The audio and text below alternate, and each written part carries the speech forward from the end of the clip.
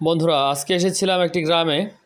তো এখানে এসে দেখলাম চিতই পিঠা, যেটা মূলত হচ্ছে আমার খুবই পছন্দের একটি পিঠা। শীতকাল আসলে এই চিতই পিঠার লোভে বিভিন্ন মোড়ে মোড়ে চলে যায়। তো রাত্রেবেলায় পিঠাগুলো মূলত বানানো হয়, সকালে এবং বিকালে পাওয়া যায় না, সন্ধ্যার পর থেকে এগুলো বানানো শুরু হয়। তো এই চিতই পিঠা আগে দেখতাম মা দাদিরা তারা কিন্তু নিয়মিতভাবে তারা বাসায় বানাতো এবং খেতে খুবই ভালো লাগতো। আপনারা দেখছেন কত সুন্দর সুন্দর পিঠাগুলো।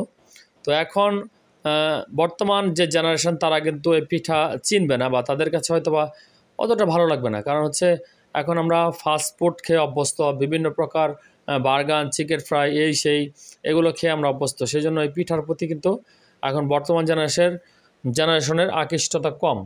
তো এই যে লোকটি, তিনি গ্রামের একটি বাজারে পিঠা বানাচ্ছিলেন। তো আমি দাঁড়িয়ে তারপর এখান থেকে পিঠা খেলাম।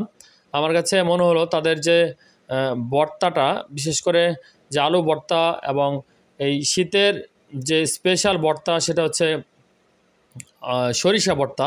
এই সরিষা ভর্তাটা খেয়ে আমার কাছে ভীষণ ভালো লেগেছে। তো এই ধরনের গ্রামে যে সমস্ত এই দোকানগুলো রয়েছে, আপনারা দেখবেন যে আপনার আশেপাশের শহর অঞ্চলেও কিন্তু এ ধরনের পিঠা বিক্রি হয়। তো শহরেরগুলো আসলে কতটা ন্যাচারাল সেটা নিয়ে একটা প্রশ্ন থেকেই যায়। কারণ হচ্ছে বিভিন্ন প্রকার আর্টিফিশিয়াল প্রোডাক্ট তারা মিশ্রণ করেন।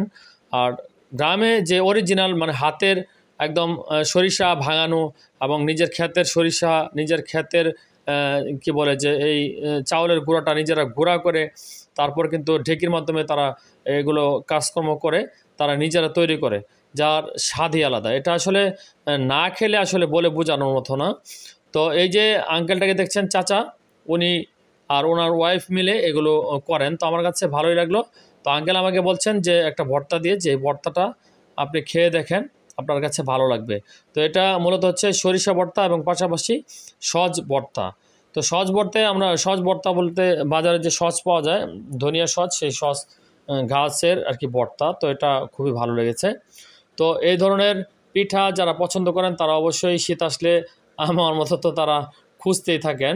তো আসলে কোনটা ভালো কোনটা মন্দ সেটা আমরা বুঝি না, আমরা না জানার কারণে কিন্তু বিভিন্ন সময় বিভিন্ন জায়গা থেকে আমরা খেয়ে থাকি। তো এই পিঠা খেয়ে আসলে চাচার কথা দু একটি বলার জন্য মনটা ব্যাকুল হয়ে গেছিলো, সেই জন্য এই ভিডিওটি মেক করা। তো এই ধরনের পিঠা আপনারা খাবেন। আর যারা চ্যানেলে নতুন তারা অবশ্যই চ্যানেলটি সাবস্ক্রাইব করে পাশে থাকা বেল বাটনটি ক্লিক করে দেবেন বলে আহ্বান জানাচ্ছি।